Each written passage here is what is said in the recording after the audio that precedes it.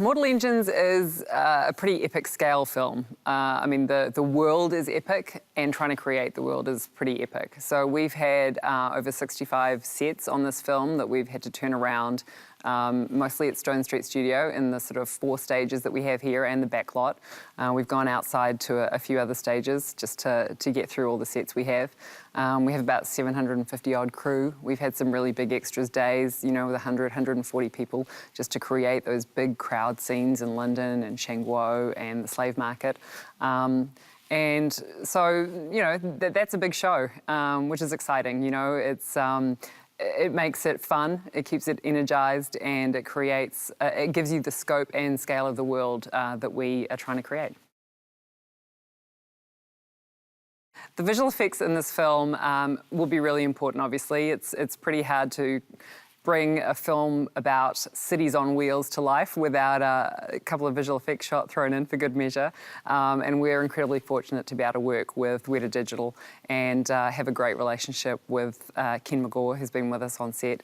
And yeah, we know those guys.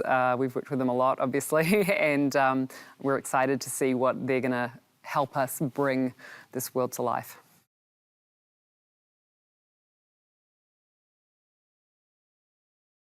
Seeing a futuristic world of ours that isn't a glossy futuristic world, and also isn't a dystopian, everyone in rags, living in rusty tins, you know, sort of a futuristic world that has a richness and yet a sort of a retro nod to older cultures and older civilizations is just an interesting mix.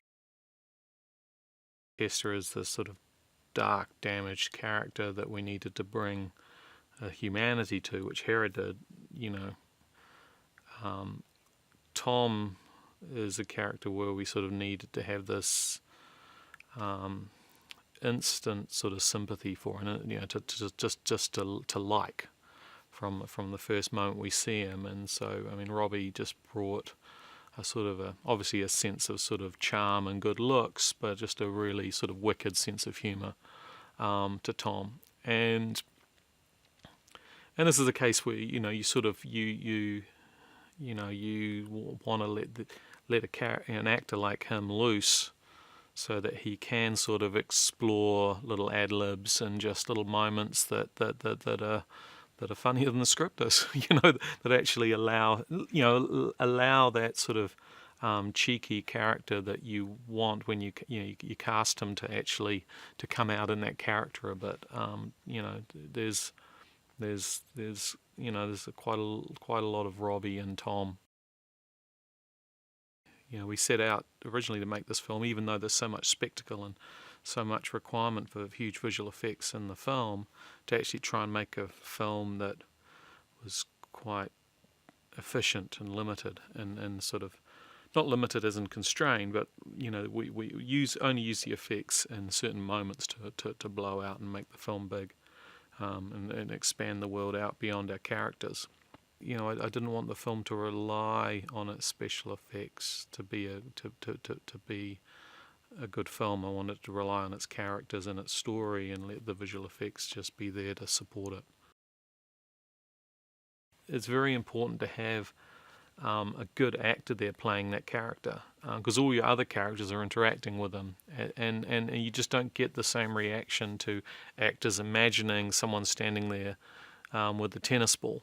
It just allows the other actors to be playing against a real character, and we also get a wonderful chance to make a lot of our decisions about what that character should be doing there on the day. And directing, you know, casting Stephen, who fully understood that as a process. You know, he brought a great presence, and also, you know, just his voice. His voice is so terrifying, and yet so human, that he has this great commanding presence just through sound. That was something that was very important with Shrike, that his voice just, you know, makes you stop and strikes fear sort of through your soul. So yeah, you know, and Stephen did that. It would have been quite easy to go with just big, Zeppelin-shaped airships with propellers, but we've tried to create airships that aren't too futuristic but still adhere to the laws of physics by the fact that they still need envelopes that are filled with a gas to give them lift, but then they also have the technology of slightly more than engines that are slightly more advanced than propeller engines, somewhere between a jet and a propeller. Oh, Airhaven is kind of like neutral territory. I mean, sort of the writers sort of described it as like a sort of a Casablanca during the Second World War, where people from all sort of sides of the tractionist movement, the anti-tractionists, they can all still sort of meet because it's aviators only. But there is obviously a place. It's obviously a place where there's a lot of subterfuge and sort of double dealing going on. It's made of a sort of an amalgamation of, air gondola silks, and the gondolas themselves become the buildings. So it's sort of like an airship graveyard, if you like, that sort of has become its own sort of city in the sky.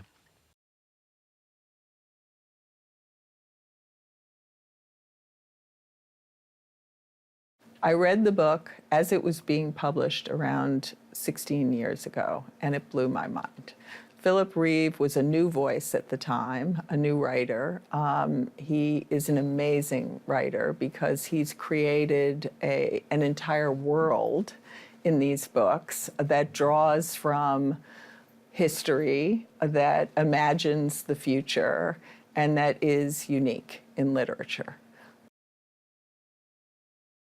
I embarked on a now 12-year journey to make the movie. 10 years ago, I flew here to meet with Peter, and that was a real thrill because there are very few world builders who can do that well in film and still have characters that resonate, and he is one of them, one of the masters, and he loved the books and he wanted to do the movie.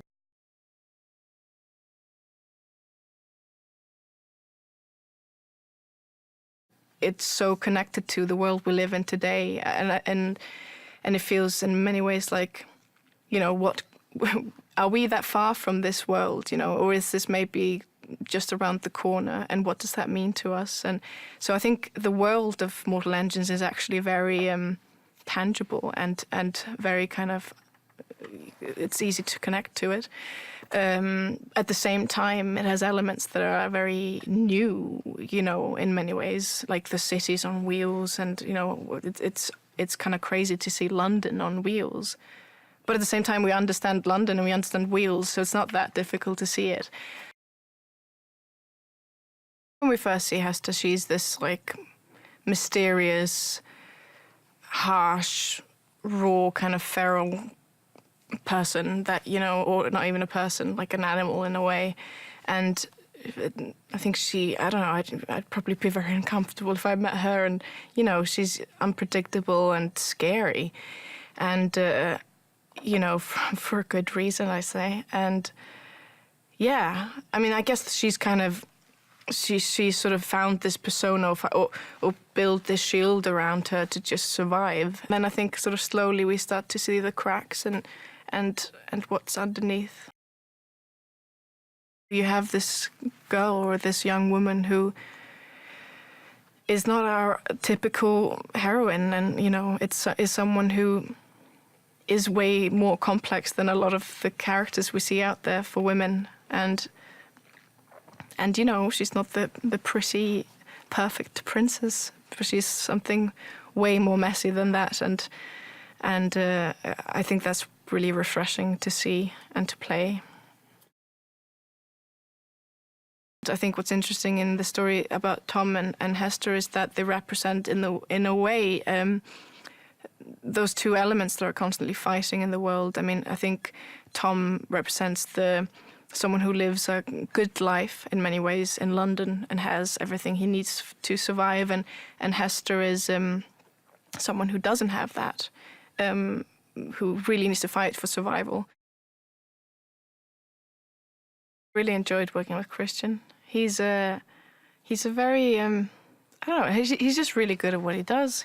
I mean, he obviously has been working in this world for such a long time and knows how to do it. Even though this is kind of his first big feature to direct, and so I felt very comfortable and just sort of secure in his hands. And yeah, it was nice. And like I say, like, you know, you start somewhere and then you get to know each other better as more you do together. And I think, yeah, I just really enjoyed working with him. And I think what he wanted to get out of the film and the story was really, and is really cool.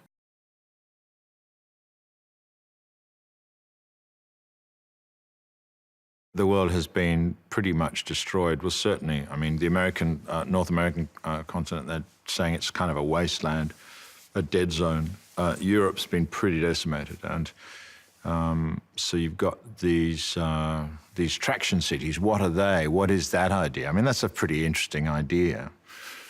And then, so within that barren landscape, and within the landscape, you've got these extraordinary cities that somehow hark back to great cities of the past. So London's this strange, in the book it's a sort of, you know, steampunk aesthetic, Victorian rebirth city.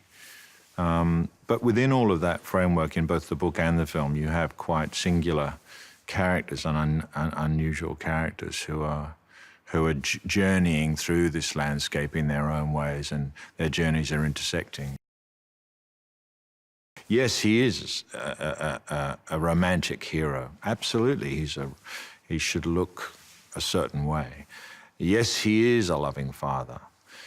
But also, yes, he is someone who's developing this device, and yes, he is someone who is prepared to use it because he thinks the world is in such a state that it's killing itself, it's dying, someone needs to shock it, and if that means a lot of people die, that's okay, because better things might happen in the future.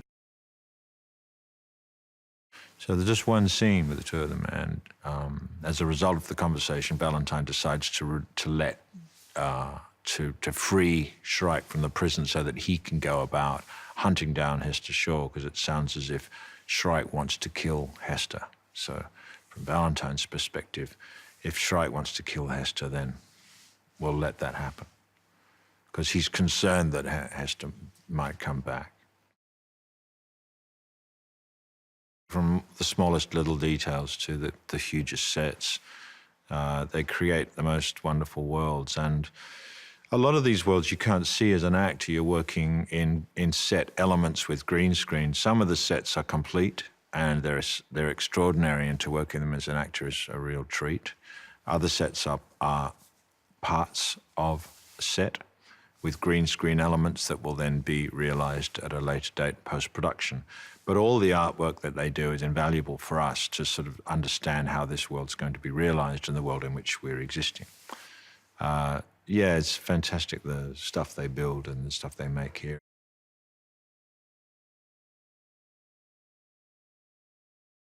She's a very different type of a hero, a female hero. She is seemingly a villain in the beginning, and then you learn later on that she's actually a hero of the story.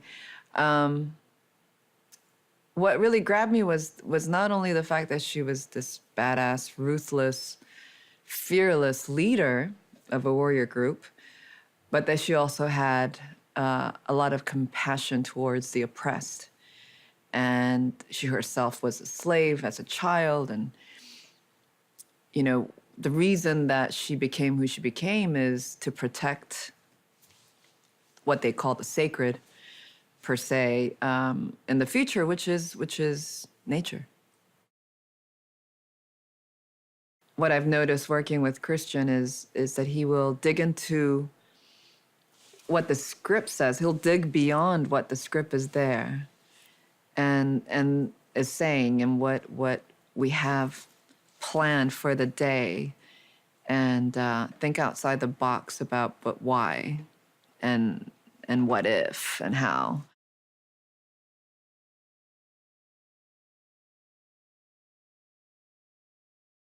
She's a daddy's girl. Her whole world was him. he's all she had. He's everything to her, everything, you know, he's her whole life. And he is not who she thought he was. And it's just the worst possible thing because she identifies with him. So who is she? And so she gets to figure that out throughout the movie. Hugo's great. He immediately, you know, he's so lovely, and then he immediately can go into his Valentine so well, you know, so immediate and so fast. He just suddenly, he's got the Valentine eyes, and it's not Hugo anymore, you know. So it's really exciting to see such a great actor be able to do that in front of you, because it takes a while to be able to get there.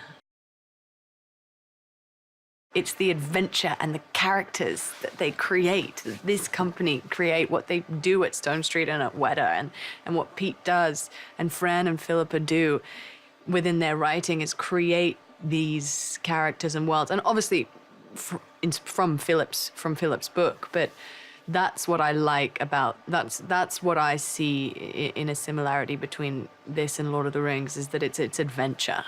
You know, it's an adventure story. It's a journey.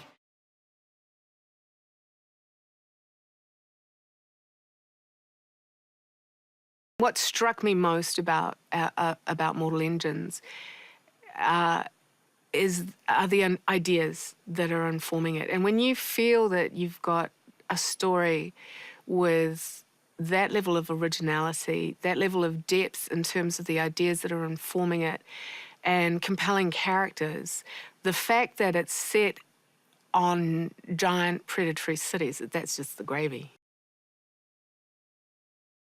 What's really interesting about the world of Mortal Engines, and I think Philip was almost prescient in the way he wrote this, was that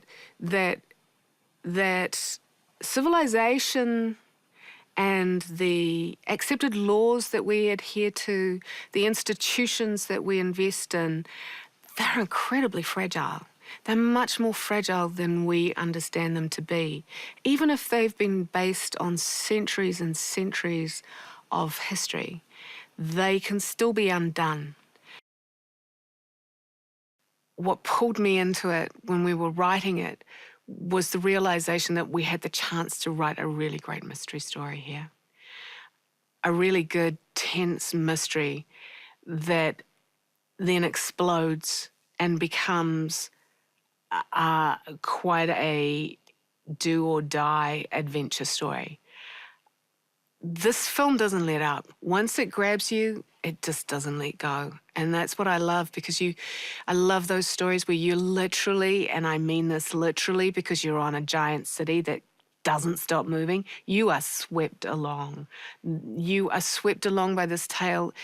And it's like no world that you've ever been in before, except it's our world. So it has that wonderful familiarity about it, where you could really, truly imagine yourself in it, and how you would react and what you would do. You know, the essence of a great movie, any movie, I think, is that element of escapism. And the strength of what, you know, Christian Rivers brings, and, you know, Peter always will want from any film he's involved in, is that feeling of authenticity, that it's real, and that feeling also of immediacy. And what we try to do with the script is make sure that you slowly creep forward in your seat till you're on the edge of it, and then we're not letting you go.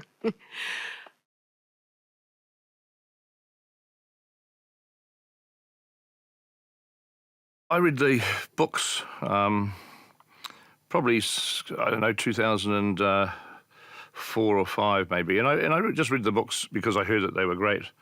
You know, I didn't read them from a point of view of making a movie, but then when I had finished all 4 books, I thought, wow, this would be an extraordinary film. What I liked about Philip's view of the future is that even though there has been an event which has finished the society that we know today, you know, human beings are human beings, and they've built themselves up again after several thousand years to create a world that is still attractive to some degree. That there are, you know, there's a lot of aspects of the Mortal Engines world that I would be fine living in. You know, I mean, the big moving cities are comfortable, and they've got, you know, restaurants and theatres and pubs and everything else. I mean, they're not, you know, it's not that bleak and depressing. It's just simply the society's gone a different direction to what we know now. These massive cities is kind of something I've never seen before. I mean, that's what's appealing about it, is that how often do we go to the movies today and see things that we genuinely have never seen before in any form whatsoever? And I've never seen a city, you know, the height of the Empire State Building and the length of about 10 football fields kind of rumbling along the ground and chasing other smaller cities. I've never seen that. So just that fact alone makes it, to me, visually appealing from a movie point of view. You know, the film, I think, takes you on a journey where you start to empathise with the assassin, and you start to understand, well, okay, right or wrong, whether it's good to assassinate somebody, you see where she's coming from and why she wants to do it, and she's very single-minded. And the film shows her on a journey of understanding that there is hope, that there is love, that there is a reason to live, that there is a reason to actually to engage with other people. She's you know, she's very much a loner, and her relationship with Tom is really the first, you know, meaningful relationship she's had with a living person since her mother died. Hera is also an incredibly powerful actor. She does the thing that I absolutely love with any actor, really, is that she's absolutely living and breathing the moments that she's playing. So anytime she plays a moment, she is in that moment, believing it's real. She's not pretending. She's not faking it. She's not acting as such. She's actually absorbed herself into that role, and that, you know, she is. That's not something that all actors can necessarily do, and she does it superbly well. I think the most interesting villains are ones in which they utterly believe in the logic of what they're doing. They don't, you know, they don't wake up in the morning thinking, well, how evil can I be today? You know, they wake up in the morning actually believing that they're doing the right thing. And I think Valentine, at any given moment in the film, for the most part, he believes he's doing what is right for him and for the society that he lives in. He's not like a sort of a James Bond villain wanting to blow up the world or steal gold from Fort Knox and irradiate. You know, everybody. He's not got a villainous plan. He's simply trying to do what he thinks is best.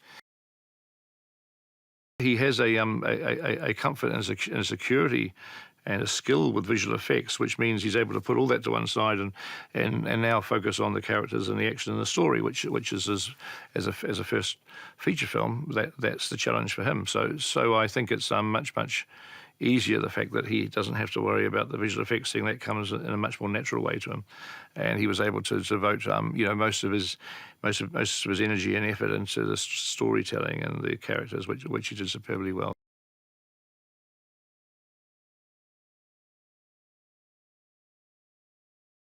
It's about a young woman called Hester Shaw who attempts to exact vengeance on the man who murdered her mother and scarred up her face. And it's about the sort of foiling of her vengeance plot by a young upstart from London called Tom Natsworthy, who I play. And then it sort of becomes about this sort of great global war that's going on between two opposing ideologues, you know, and it's about these two characters who have only each other at the center of the story and have to kind of become these sort of key characters in this great war and sort of shift the direction of history. As he's been dropped into this madness, this darkness, this place where it's kill or be killed, and he's completely naive to it, and the only reason he survives is because he's with Hester Shaw. And so there's this weird sort of dynamic shift where it goes from him believing that she's this evil terrorist, this mad feral woman, to suddenly she's his only lifeline in the hunting ground while they're being hunted by cannibals. And so he goes through this baptism by fire, and sort of has to quickly learn. Hera has a great intensity, I think. She's of that sort of Scandinavian stable where she can do so little and make it so incredibly impactful and powerful and emotional. And there's just, it's because it's coming from a deeply internal place, you know. It's, she's great because, you know, it's not an easy role, I think, for an actor to pull off, because Hester had to be lovable, ruthless, feral, wild, you know, kind of tomboyish, I think, to some degree. But she brought such a vulnerability to the film that even when she's attempting to assassinate Valentine, there's no doubt in your mind that she's this sweet character. She's this human character. She's not this sort of murderous psycho,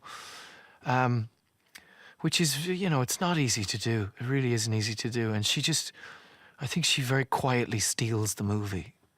She really does.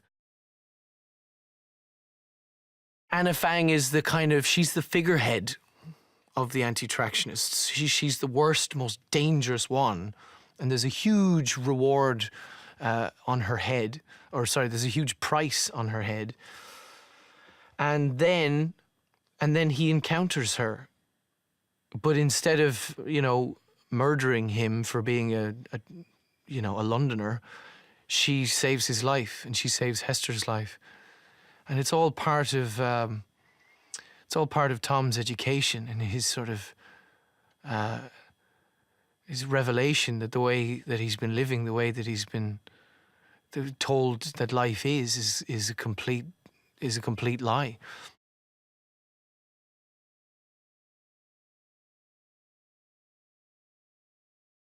He represented such a challenge, just you know, for an actor, because of the ambiguity of the character, the complexity of the character, the mystery of the character.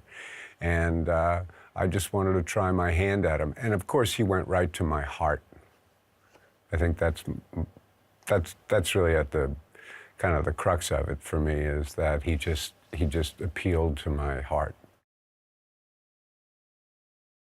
In the books, every time Shrike speaks, it's in capital, it's in all caps, you know, which tells you nothing. What does that mean? He's loud? I don't know, you know. But, you know, I don't think he is particularly loud. He can be, but but what it signals is that he's different, and that he's singular, and that he's unique.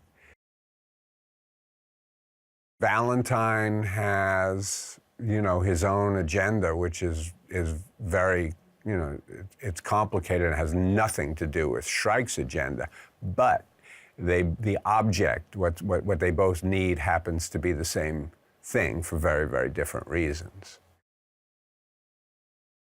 Mortal Engines is going to be a ride through a world that you haven't seen before, a world that is an extreme exercise in a writer's imagination.